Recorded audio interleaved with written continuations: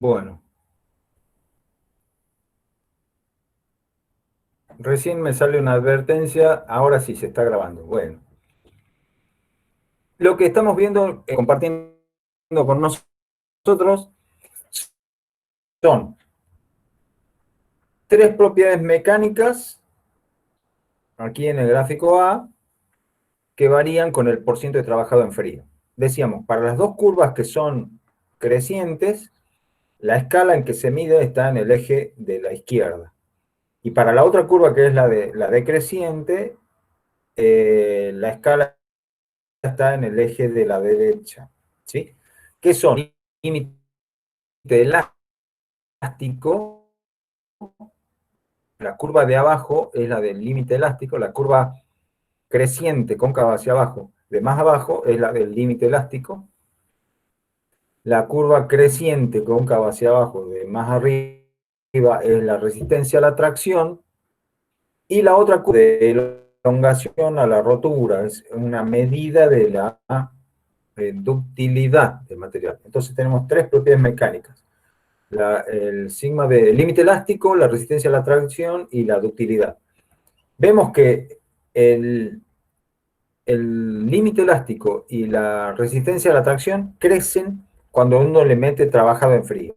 O sea, mientras más deformo a una pieza hecha de ese material, más, más grande se vuelve el intervalo elástico, porque el límite elástico va aumentando, ¿sí? Más alta es la resistencia a la tracción, pero la ductilidad va decreciendo. Es decir, gano en intervalo de esfuerzos elásticos que le puedo hacer al material, gano en el valor límite que le puedo aplicar de esfuerzo, el sigma de tracción, pero pierdo ductilidad. Es decir, pierdo posibilidad de deformarlo más. Pierdo posibilidad de hacerle nuevas deformaciones. Bueno, y eso es para un único material. Esos son cómo cambian tres. En la curva B tengo cómo cambian una sola propiedad, pero de tres materiales. ¿Sí? ¿Puede hacerle un poquito de zoom, por favor, Rodrigo? A la gráfica B. Ahí está, muchas gracias. Ven que dice yield strength, el eje vertical. Yield strength quiere decir es el esfuerzo de fluencia, o sea, el límite elástico. O sea que estas son curvas de cómo cambia el límite elástico de tres materiales en función de el trabajado en frío. ¿Sí?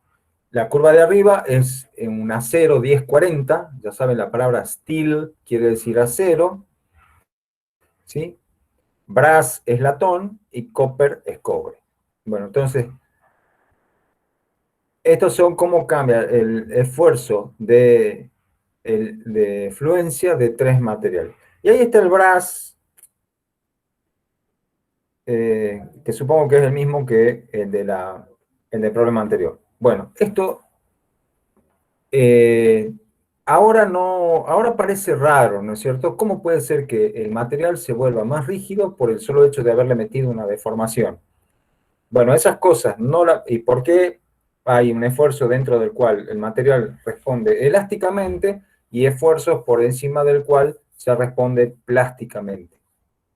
¿Por qué pasa eso? ¿De dónde viene eso? Bueno, cuando terminemos de ver en general las propiedades mecánicas, vamos a ir dando pasitos hacia atrás en la escala de tamaño. Nos vamos a ir metiendo a escalas cada vez más pequeñas para estudiar las estructuras que tienen los materiales a distintas escalas, y ahí vamos a encontrar el fundamento de estos comportamientos que estamos viendo acá. Entonces, ahora estamos viendo los comportamientos macroscópicos. ¿Qué le pasa a los materiales cuando se le producen esfuerzos? Más adelante nos vamos a meter en la estructura microscópica y vamos a ver dónde está el asiento, dónde está el fundamento de que se porten de esta manera. ¿Sí? Bueno, Bueno, Rodrigo, saca el zoom nomás, veamos. Sí, en concreto, ¿les quedó claro a qué le llamamos trabajado en frío?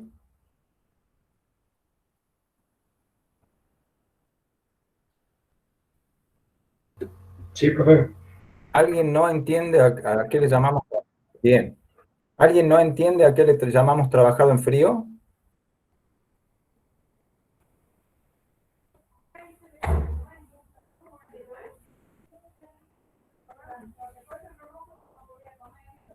Bueno, si está claro,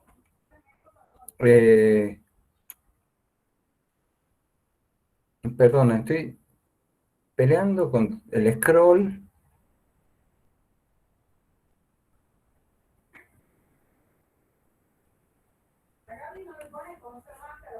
Bueno, ¿qué otro problemita quisieran que veamos?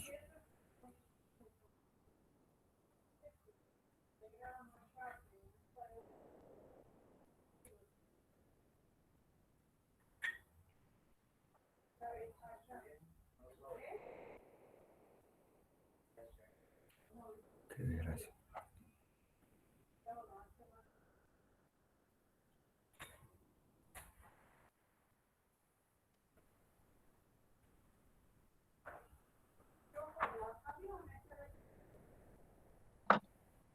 Profesor, a este todavía no, o sea, Sí, sí, no lo te terminamos escucho. a este ejercicio, ¿no? Al final. Al 19 como, sí, Al 19. no sé si, Bueno, entonces, bueno, a ver, lo queremos entonces. Está muy bueno. Menos mal que lo dijo, porque si no sonábamos. Bueno, ¿cómo vamos a hacer? Eh, Dice que queremos que el material tenga una dureza Brinell de como mínimo 150 y al mismo tiempo tenga una ductilidad por lo menos el 20%. Ajá. ¿Dónde?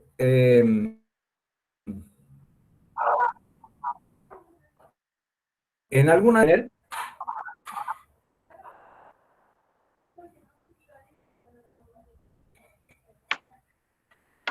en, en alguna de estas cuatro curvas que tienen ahí en el práctico, aparece la dureza Brinell.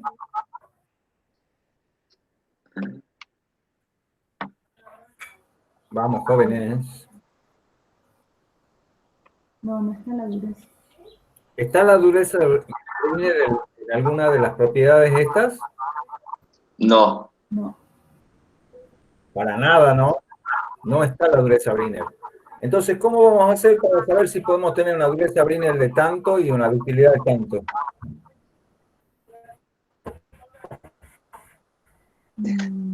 Está en la otra hoja.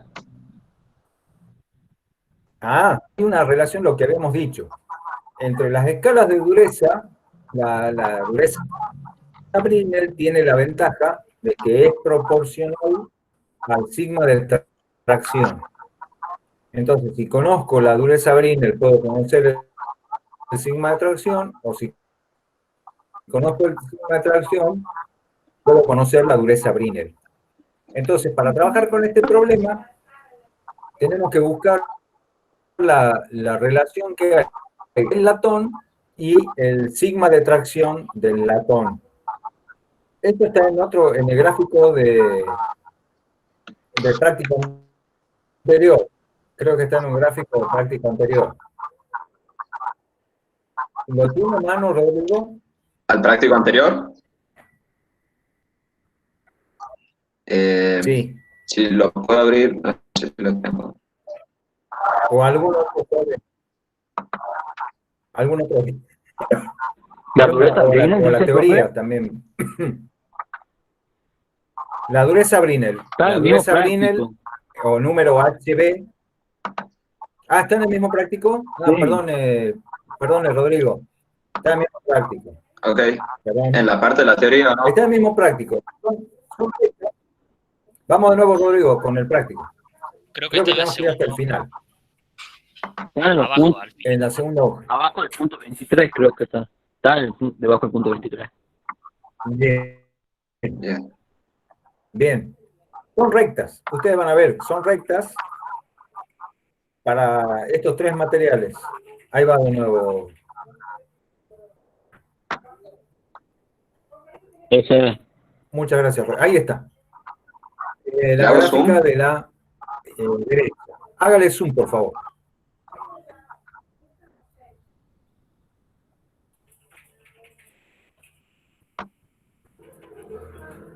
Muy bien. Ahí se ve. Fíjense, son tres rectas. Son tres, aunque están... Hay la del latón, justo la que dice brass, es la más cortita y está muy superpuesta a la del acero. La del acero es la más larga, ¿ven? ¿Y qué relaciona esto? Se dice tensile strength en megapascales, es lo que está en el eje vertical, y en el eje horizontal está el número de un latón que tenga una dureza Brinell de 120 y una ductilidad X. Entonces, para poder usar los gráficos que están más arriba, tenemos que encontrar a qué esfuerzo de tracción corresponde una dureza Brinell de 120. Entonces, lo que tienen que hacer es entrar con el eje horizontal, buscar dónde está el Brinell 120, así medio ojito, Bien. subir, muy bien, señor Maris, suba verticalmente, intersecta a la recta y de ahí se va hacia la izquierda. Y digamos que pueden ser unos 450 megapascales. ¿Les parece? Está entre 400 y 500, ¿no es cierto? Sí. sí. Digamos que son unos 400, para una dureza Brinell de 120, más o menos son unos 450 megapascales de esfuerzo de tracción. Bien, vamos entonces arriba a los A gráficos la otra gráfica. anteriores de las propiedades del latón, a las gráficas que estábamos viendo hace un ratito.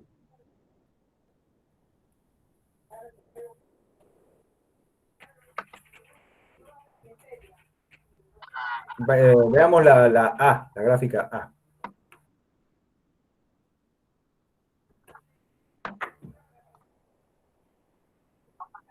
Fíjense ¿Se ve o le hago más que zoom?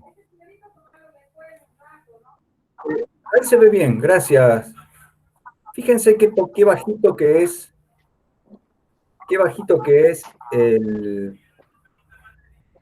la resistencia a la tracción del latón. Ah, pero está en KSI. Qué porquería. Perdón. Vamos a la otra, vamos a la de a la B, a la B. Vamos a la gráfica B. Ahí está, muchas gracias. Fíjense, el latón, si siguen la curva que dice brass, con 0% del trabajado en frío, con 0% de trabajado en frío, tiene un esfuerzo de tracción de menos de 200 megapascales. ¿Lo ven? Vayan al 0% de trabajado en frío y ahí vean dónde la curva del bronce, del brass, del latón, ahí está. Muy bien, gracias, señor Mario. Ese punto nos está diciendo que el latón sin trabajado en frío tiene menos de 200 megapascales de signo de tracción. Entonces tiene mucha menos dureza Brinell de la que nos están pidiendo. Para que tenga la dureza Brinell que nos está pidiendo, tenemos que ir subiendo por esa curva hasta llegar a los 450 más o menos.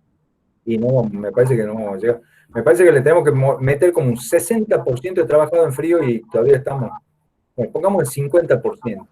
Profe, esa Con no un es la gráfica de 50% de trabajado en frío estamos apenas... ¿Cómo, ¿Esa no perdón? es la gráfica del esfuerzo de fluencia y Comunita. no el de tracción?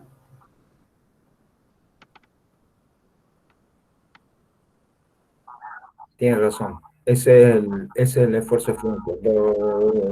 Vamos al de tracción. Perdón, tiene razón, señorita. Ese es el esfuerzo de fluencia. En la C, Tenemos que ir a buscar el sigma de tracción. Bajemos, Rodrigo, a ver cuál de los otros dos, el del sigma de tracción. Gracias, señorita, menos mal que nos dijo. Ahí está, acá está el tensile. Acá está el tensile. Este es el esfuerzo de tracción. Bien. Fíjense, para cero trabajado en frío, el latón tiene un poquito más de 300 megapascales. Y tenemos que llegar hasta 450. A ver, Rodrigo, ¿cuánto trabajado en frío le tenemos que hacer al latón? Eso es, 450. Vamos con una horizontal hasta cortar la curva. Como en 25%. Y ahí bajamos. Como un 25%. Hay que hacerle como un 25% de trabajado en frío al latón para que su sigma de tracción suba a 400 megapascales y por consiguiente su dureza Brinell suba a 120. Ahora lo que tenemos que ver es cuánto le queda de ductilidad al latón después que le hemos aplicado ese 25% de trabajado en frío. ¿Se entiende? Porque el problema nos decía, ¿es posible hacer que el latón tenga una dureza de 120, una dureza Brinell de 120 y una ductilidad de tanto? Bien, ya hemos visto que para que tenga la dureza 120, tenemos que hacerlo en 20. Ahora, al hacerle un 25% de trabajo en frío, vamos ahora a la curva que está aquí a la izquierda, entramos con el 25% de trabajado en frío, en la curva del bronce, eso es, ahí, y vemos que la ductilidad anda en, ponele un 18%. ¿Sí? La ductilidad es un 18%. ¿Cuánto nos pedía el problema?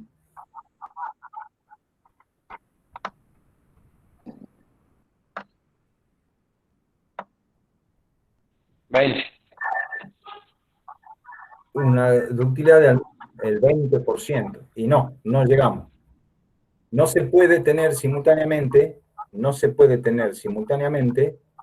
una dureza. Y encima brinda el 150, no 120. Yo estaba diciendo 120. Bueno, estamos ahí nomás. Ya, si le tenemos que hacer más trabajado en frío, la ductilidad va a ser aún menor, ¿sí? Entonces, si la ductilidad va a ser aún menor, entonces no se van a poder cumplir las dos condiciones. ¿Se entiende? O sea, para que el latón se endurezca hasta tener una dureza de 150, necesito meterle más de un 25% de trabajado en frío. Con un 25% de trabajado en frío, la ductilidad me queda menos del 20%. Entonces no se van a poder cumplir simultáneamente estas dos condiciones.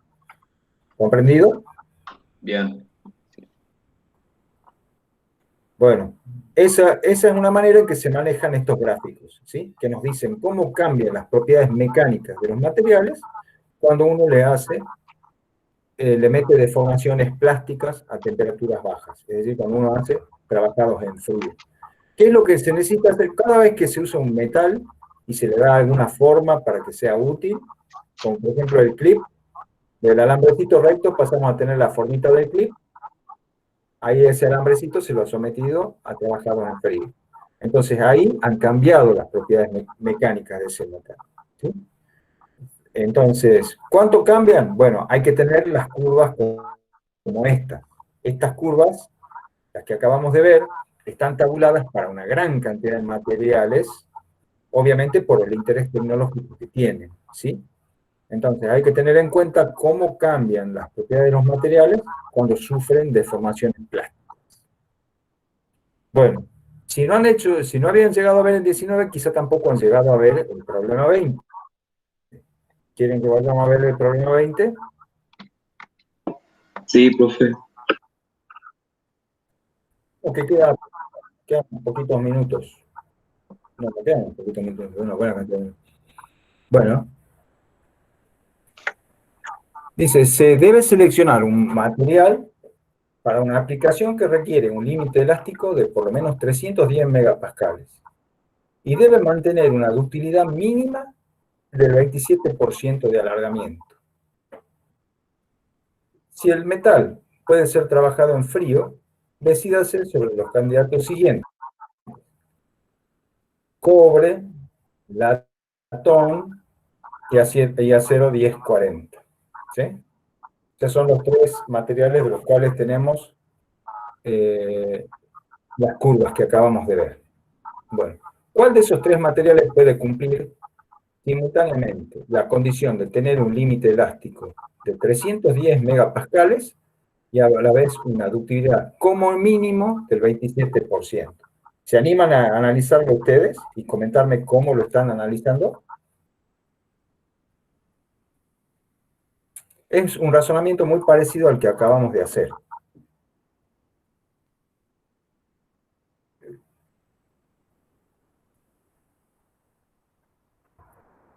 A ver, ¿quién tira una idea para empezar?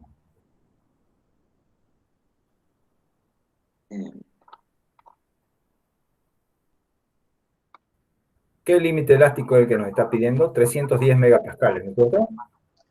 Sí. Un límite elástico de por lo menos 310 megapascales.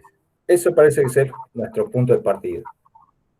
Entonces vamos a ver cómo cambia el límite elástico de estos tres materiales en función del trabajado en frío.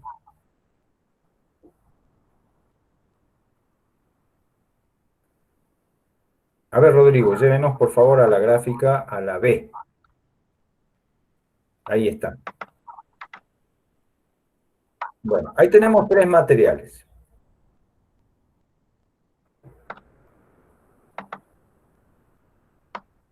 Fíjense, el acero 1040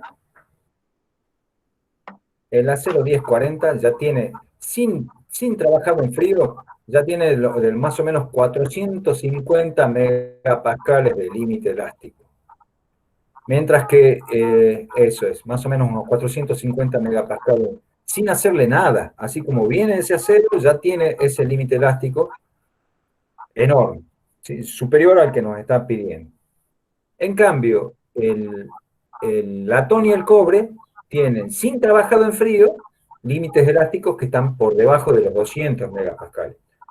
Al latón y al cobre sí o sí habría que hacerles trabajado en frío para aumentarle sus límites elásticos, ¿sí?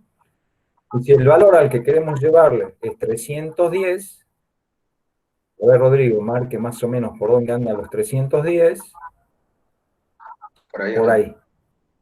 Quiere decir que al latón, hay por ahí, exactamente. A ver, al latón hay que hacerle un 15% más o menos de trabajado en frío, y al cobre hay que hacerle como un 60, un 70% de trabajado en frío. ¿Se dan cuenta?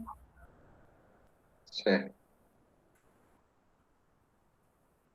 Bien, entonces tenemos una idea de, al acero no hace falta hacerle trabajado en frío. Al latón hay que hacerle un 15% y al cobre le pongamos un 60%, ¿sí? Entonces tenemos 0, 15 y 60%. Con esos porcientos de trabajado en frío vamos a ver cómo cambian las ductilidades. Vamos a la última curva. Por favor, Rodrigo. A esta. Bien. Entonces, ahí tenemos que ver que al acero sin trabajado en frío, el acero sin trabajado en frío tiene, digamos, un 26% de ductilidad, ¿no? 25, 26% de ductilidad. Al frío,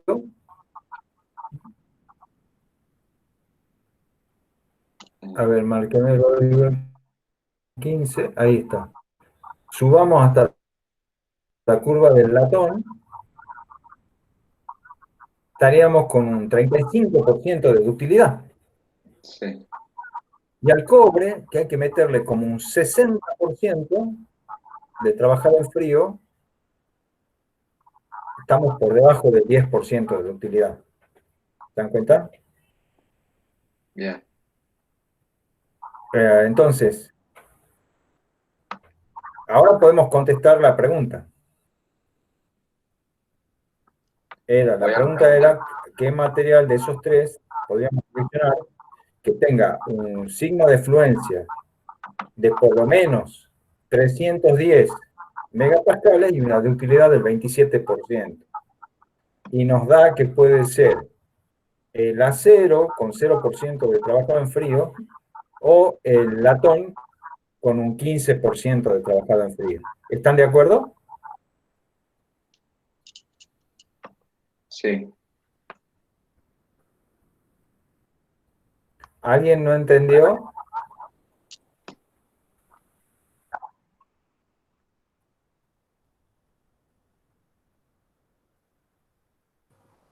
Si se viera esto en un caso Señor real, Dilacio, ¿no? ¿pudo seguir bien el razonamiento? Entre... Sí, ¿Cómo, niñita? Sí, perdón, que si se viera esto en un caso práctico, que tuviéramos que decidir entre los dos materiales, ¿el criterio que lo definiría final sería el económico? Probablemente, probablemente. Ya hay que apelar a otro tipo de criterio, que puede ser costo, o puede ser estética, o puede ser disponibilidad. Cualquier otro criterio ya termina de definir. El tema es que por lo menos sepamos quiénes cumplen las condiciones físicas que nos exige el problema. Después, las otras consideraciones vienen en otro aspecto, ¿no?, del análisis, ¿sí? Bien. Pero en general siempre es una cuestión de costos. Gracias. Está buena la pregunta. Bueno, ¿qué más, estimados jóvenes?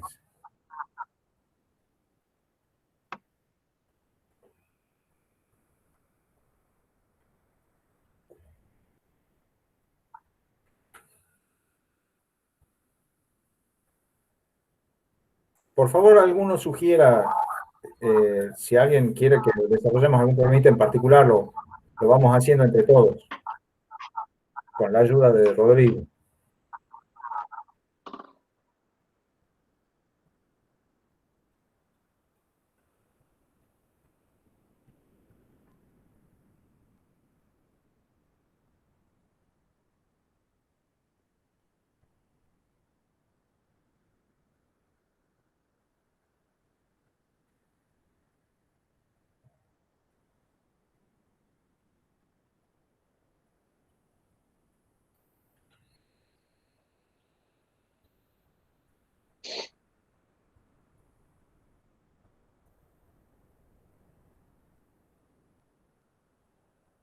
Bueno, a ver.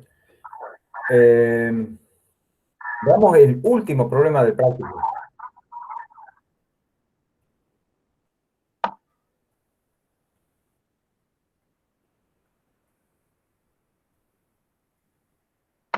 Es del 23, ¿o no? Sí. Ahí tenemos datos de un ensayo de fatiga. ¿Sí? Ah, no, hay más. Ah, no, hay más. El 26 es el último. Bien. Bueno, el 26 en realidad es un problemita que va a hacer falta que ustedes tengan a mano el gráfico. El gráfico de las curvas que relacionan la dureza Brinell con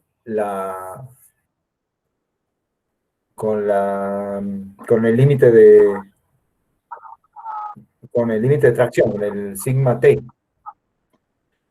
¿Por qué? Porque les está pidiendo que definan las ecuaciones. O sea, ustedes van a tener que usar sus conocimientos de álgebra para buscar las coordenadas de 2 puntos sobre cada una de esas rectas, ¿sí? Y con las coordenadas de 2 puntos sobre esa recta, tienen que sacarla a la ecuación de la recta, ¿sí? Es una tarea que ustedes sí saben hacer, ¿no es cierto?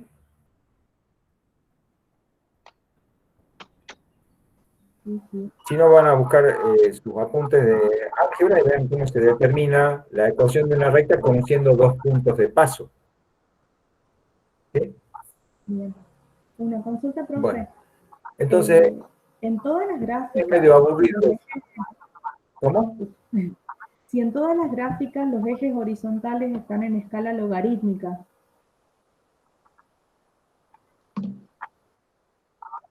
Por favor, un poquito para que veamos las gráficas. Sí. ¿Estás? A las escalas logarítmicas se las usa, fíjense, por ejemplo, en las curvas SN, ¿sí? Donde hay que representar, en el eje horizontal hay que representar números muy grandes, entonces sí conviene usar escala logarítmica. Porque ¿qué hace la escala logarítmica? Comprime. Fíjense, en realidad la escala logarítmica amplía las cosas chiquitas y comprime las cosas grandes. Porque fíjense, aquí cada intervalito del eje horizontal representa un orden de magnitud. O sea, vamos del 1000 al 10.000, del 10.000 al 100.000, del 100.000 al millón, del millón a 10 millones. Vamos saltando de orden de magnitud en orden de magnitud. Pero eso porque el número n de ciclos que hace falta para que se rompa por fatiga algún material es muy grande. Entonces se usa escala logarítmica. La escala logarítmica se usa para poder hacer entrar en una gráfica de tamaño razonable una variable que tiene un rango de variación muy grande. ¿Sí? Pero si vamos a las gráficas que están un poquito más arriba, por favor, Rodrigo, si están amables. Sí. ¿Cuál gráfica, disculpe? A cualquiera de las de estas. Fíjense, acá, por ejemplo, en el diagrama esfuerzo de formación, en la gráfica que está a la izquierda, el diagrama esfuerzo de formación, ambas escalas son lineales, ¿sí? Tanto la escala de esfuerzo como la escala de deformación son lineales. ¿Por qué? Bueno, porque el rango de variación es relativamente pequeño, se la puede construir a la gráfica en todo el rango sin ningún problema, ¿sí? Entonces entra toda la curva de esfuerzo de deformación de ese material en escala lineal. Lo mismo la gráfica que tienen ahí al lado, donde está la... Perdón, hay alguien que tiene un micrófono que está metiendo un audio ambiental. Capaz que soy yo. El de Ahí está, Rodrigo. gracias. ¿Qué está haciendo Rodrigo? Está viendo Netflix mientras hace el práctico de ciencia. Es multitarea. Bueno, ahí ve, señorita, que las escalas, tanto la escala de esfuerzo de tracción como de dureza Brinell, son lineales. No hace falta apelar a la escala logarítmica. No necesitamos comprimir el rango de variación de nuestras variables porque el rango que nos interesa entra perfectamente en estos gráficos. Entonces las escalas son de tipo lineal. ¿Comprende, señorita? sí, perfecto, es que me había quedado la duda con el tema del de la fatiga y ya ahí no sabía si todas las gráficas interpretábamos igual los ejes. Lo quedó perfecto, profe, Claro, clarísimo. no, claro.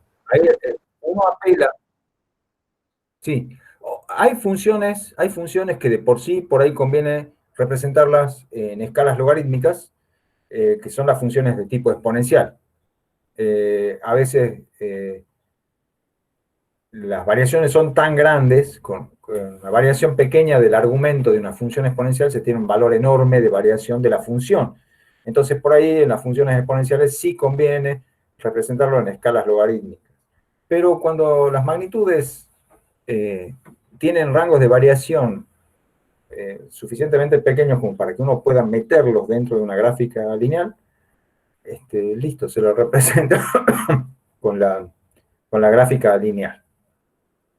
Bueno, hagamos algunos de los problemitas del último. Bueno, perdonen. Acá, por ejemplo, que está a mano la gráfica, ¿ven? De los esfuerzos de tracción en función de las durezas Brinell, lo que ustedes tienen que hacer es tratar con una reglita, si ustedes la pueden... pero ustedes lo van a estar viendo en la pantalla de la compu. Bueno, ¿cómo pueden hacer para sacarlo? para sacar puntos de esa gráfica. A ver, a ver, a ver. Está en PDF práctico, ¿no? Está en un PDF. Entonces, el Acrobat Reader no tiene grilla, no se le puede poner una grilla a las hojas cuando uno mira un PDF. Porque por ahí si uno puede superponerle una grilla al dibujo, o si no, bueno, va a haber que entrenar el ojo. Hay que tratar de sacar 2 puntos, hay que tratar de sacar las coordenadas de 2 puntos en cada recta. Por suerte, la curva del acero, tenemos la intersección con el eje ahí para la dureza Brinell 500, el acero corta al eje en 250 y poquito. Entonces ahí ya tenemos un punto. Entonces habría que buscar dónde está el comienzo de la gráfica, que anda más o menos en los 104, 105, y los 398, algo así. Entonces, con el punto de origen y con el punto de final se saca la ecuación de la recta, ¿sí? Entonces vamos a tener una ecuación que nos diga el sigma de fluencia es igual a una constante que sería el ordenal origen más tanto por la dureza Brinell. Ese tanto por es la pendiente, ¿sí? Y bueno, lo mismo hay que hacer después con el cast iron, que es la fundición nodular, y con el brass, que es el latón. Ese sería el ejercicio. En realidad esto estaría bueno si uno tuviera el práctico en papel, porque ahí con papel uno saca con una reglita las coordenadas de los puntos, y ahí está. Ah, ¿saben qué se puede hacer? Si tienen el Acrobat Reader, le pueden sacar una foto, pueden usar la herramienta que se llama Snapshot, que saca una foto de una parte que ustedes recuadran del dibujo. Y esa snapshot la pueden pegar en el Paint, y el Paint lo pueden convertir a algún formato de JPG o BMP, y lo pueden pegar en un documento de Word. En el documento de Word sí pueden poner una grilla, pueden poner un cuadriculado superpuesto con el dibujo, y con ese cuadriculado pueden ayudarse para... Ah, también hay una tecla del teclado que hace eso. No conocía, Luciano. ¿Cómo se hace eso? Ah, bueno, el print screen, claro. Eso captura la pantalla, sí. Perfecto. Bien. Captura la pantalla. Ahora lo que conviene es primero hacer un zoom bien grande del dibujo para que llene prácticamente toda la pantalla. Ahí la capturan y lo pegan en un documento de Word, y ahí le pueden poner la grilla encima, y de ahí pueden sacar las coordenadas de los puntos. Es una sugerencia. Bueno, a este problemita, el de la figura 2, ¿lo han hecho?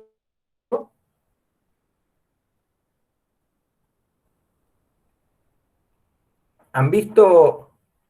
¿Interpretan esta gráfica, la gráfica que está a la izquierda, donde está un diagrama de esfuerzo de formación? ¿Interpretan bien qué es? ¿Por qué hay un gráfico dentro de un gráfico?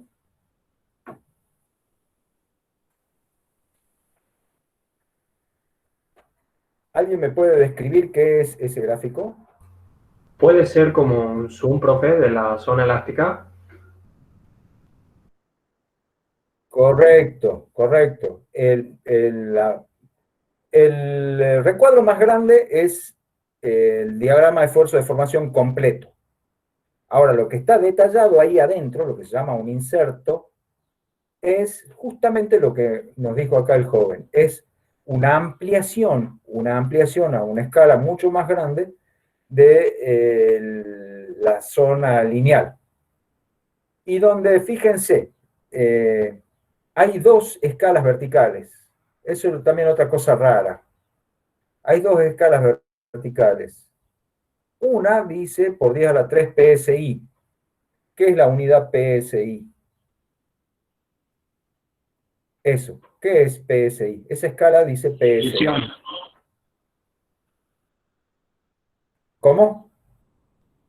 libras sobre pulgada cuadrada. ¿Qué quiere decir PSI?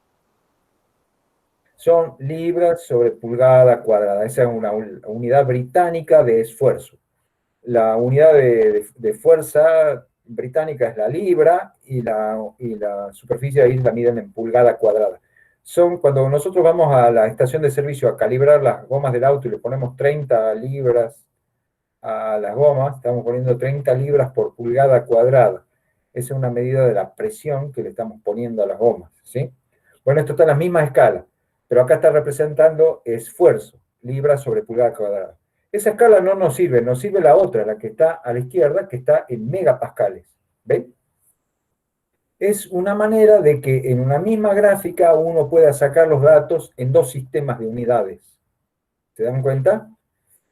Entonces, es una simplificación. Entonces tenemos un gráfico que es el panorama general del diagrama de esfuerzo de formación, una ampliación de la zona lineal y dos escalas para que los datos de la zona lineal uno lo pueda sacar en unidades británicas o en unidades internacionales.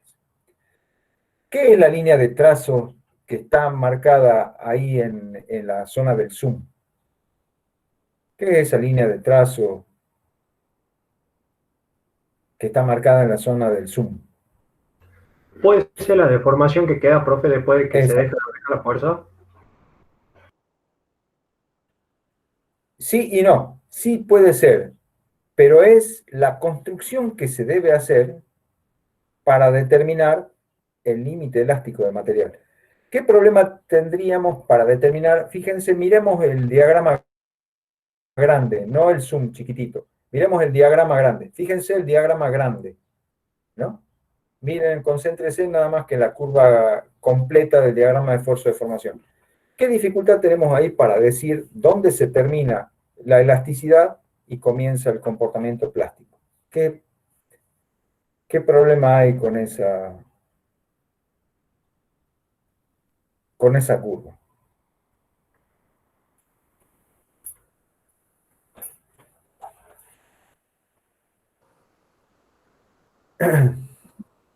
A ver si se acuerdan lo que han visto en la clase teórica.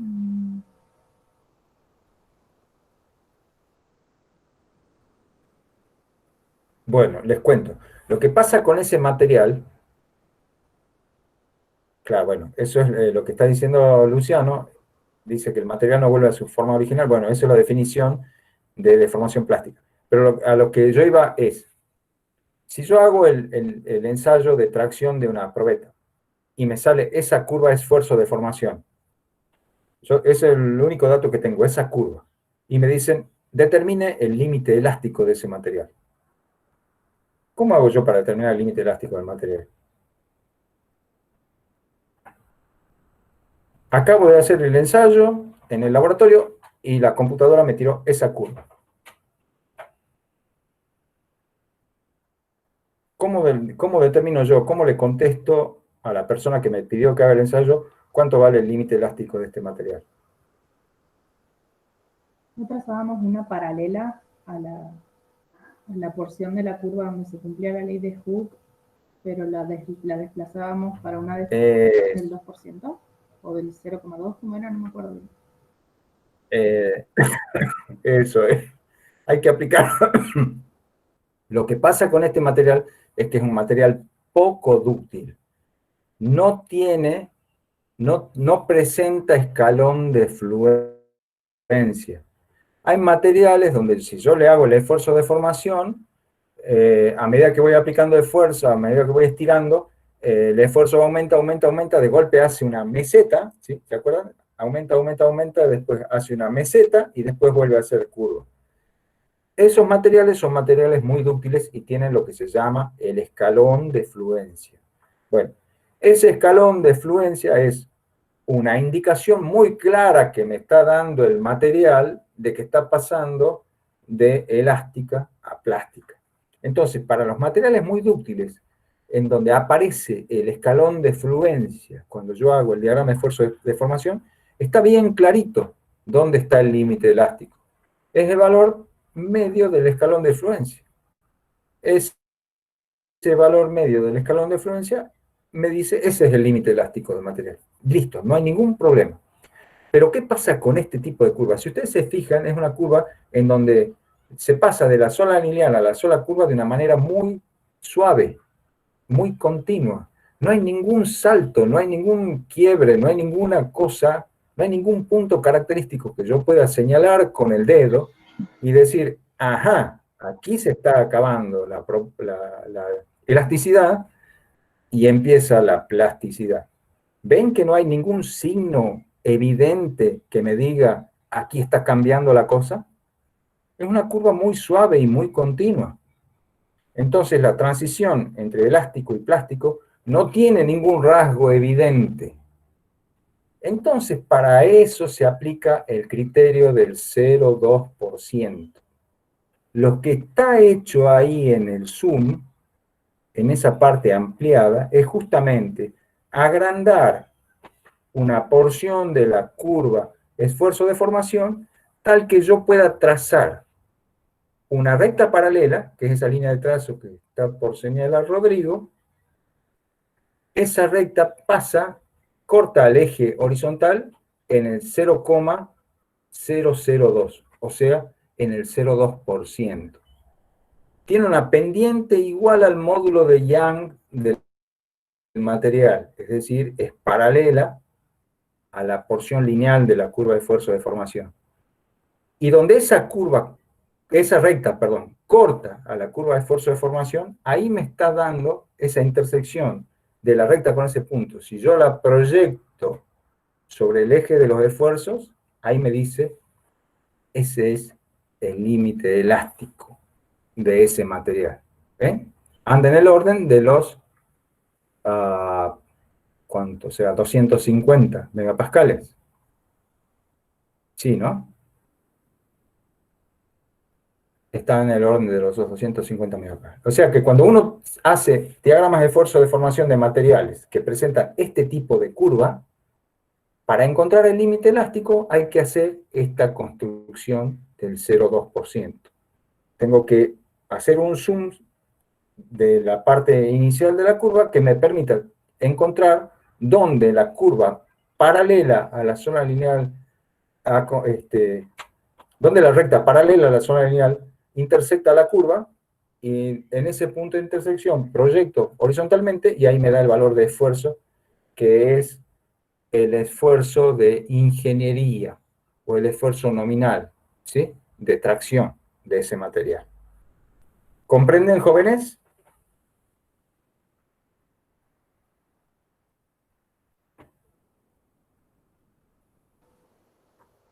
Sí, profe. Bien. Entonces,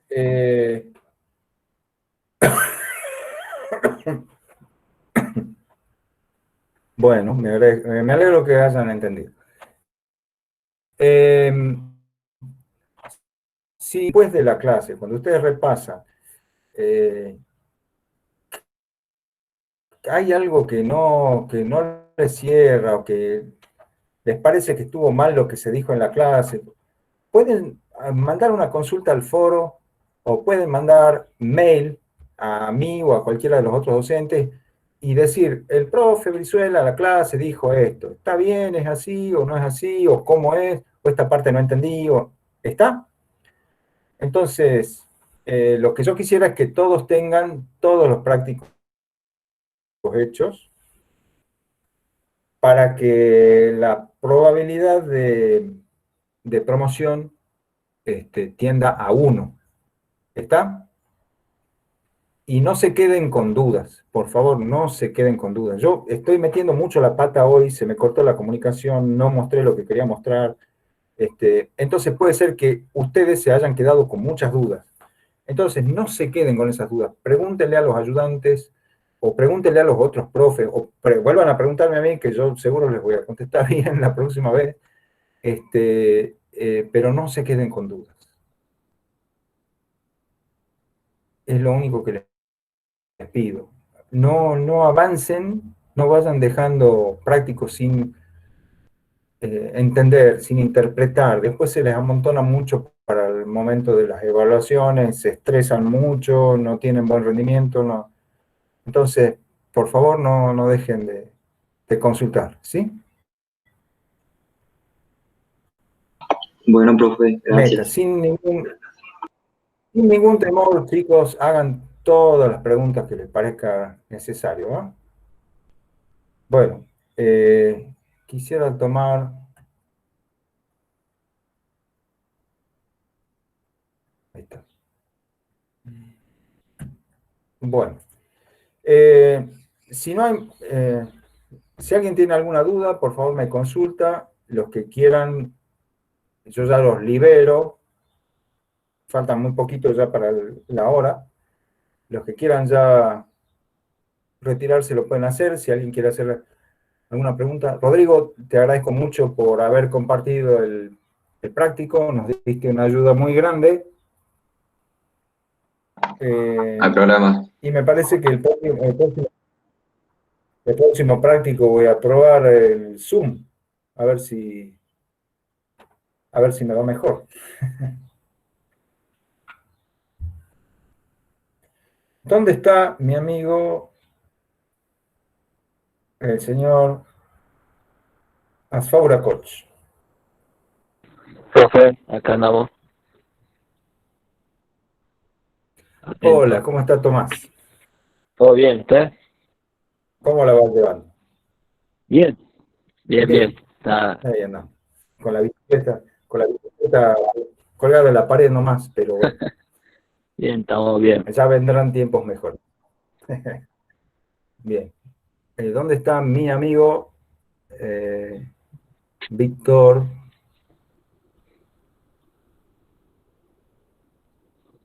¿Dónde está mi amigo Víctor? Me parece que ya se fue. Bueno. ¿Alguna otra pregunta, jóvenes?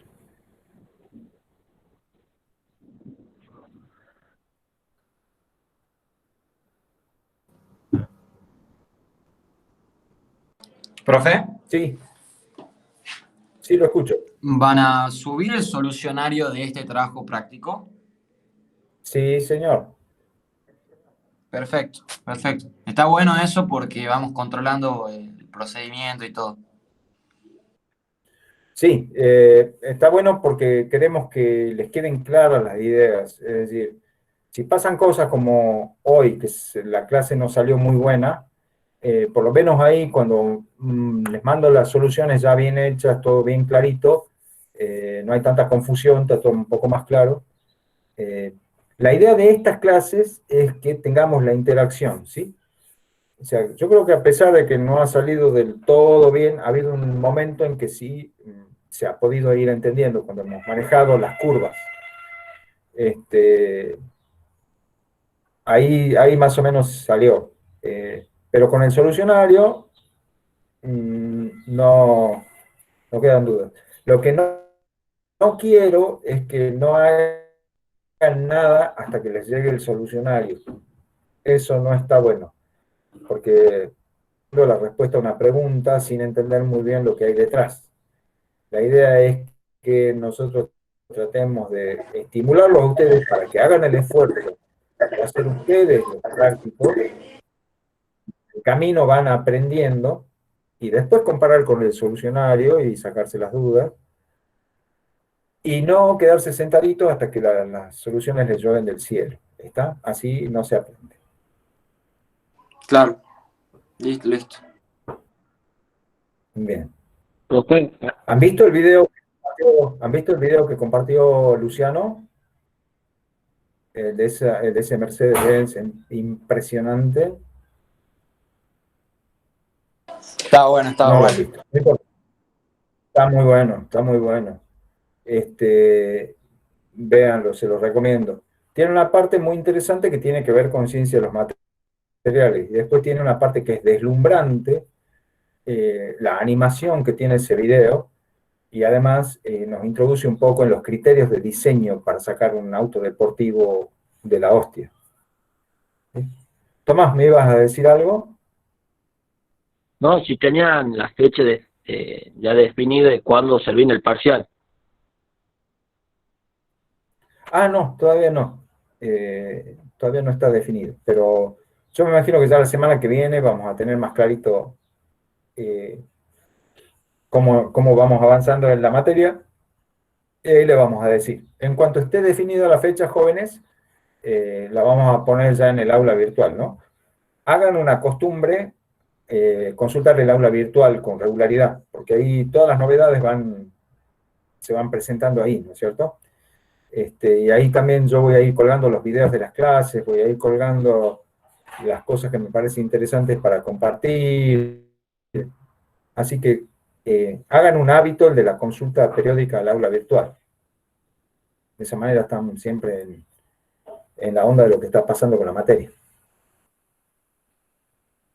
Igual, si a mí me dicen ya los profes cuándo viene la próxima, el parcial, ya en la próxima clase que estemos juntos acá, puede ser el jueves o el viernes, les digo, les aviso. ¿Mm? Perfecto. Bueno, ¿cómo, niña?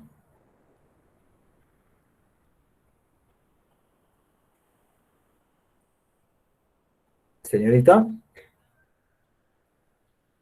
No, no sé qué dijo. Bueno, jóvenes, ha sido un gusto. Pido disculpas por las equivocaciones que hubo en el desarrollo del práctico. Espero que no haya inconvenientes técnicos la próxima vez. Y nos vemos. Nos vemos Profe, en la próxima. Bueno, profe, Buenas. buen fin de semana. Sí, Mariano. De Muchas nada, gracias. gracias por Muchas gracias, la profe. paciencia y la colaboración. Hasta luego. quería hacerle una pregunta que me quedó. No pude entrar a consulta y preguntarle a los ayudantes.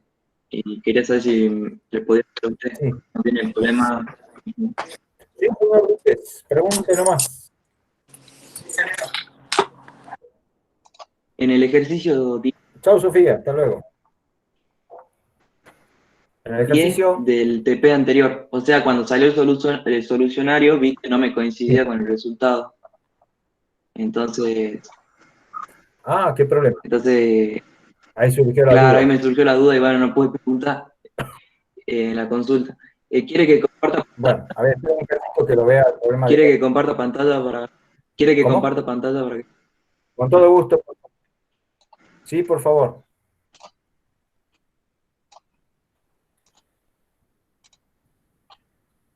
¿Se está viendo, profe? Ahí está empezando a compartir. Ahí está. Bien. Ahí se lo ve. ¿Vio cuando usted pone, aquí puede ser, digamos, cuando ponen el diámetro, la D esa significa diámetro o... Hágale un cachito, perdón, hágale un cachito más de zoom. Hágale un cachito más de zoom. Ahí está. En la D se refiere a diámetro porque, o sea, ese sería el radio. D sub 0 igual a 5 milímetros. Si se aplica un esfuerzo de tracción en la dirección del eje axial a la barra cilíndrica de titanio que tiene un diámetro de 10 milímetros. Sí, ahí hay un moco. Claro, el diámetro es 10 milímetros y han puesto que es el radio. Exacto. Capaz que cuando Claro. dividen, Determinar o sea, la magnitud de la carga. Profe, cuando dividen la definición unitaria, ¿Cómo? digamos, ¿Qué? sobre el radio inicial, capaz que le quede diferente. Claro, va a haber un factor 2 ahí distinto. Porque, sí, no es lo mismo calcular.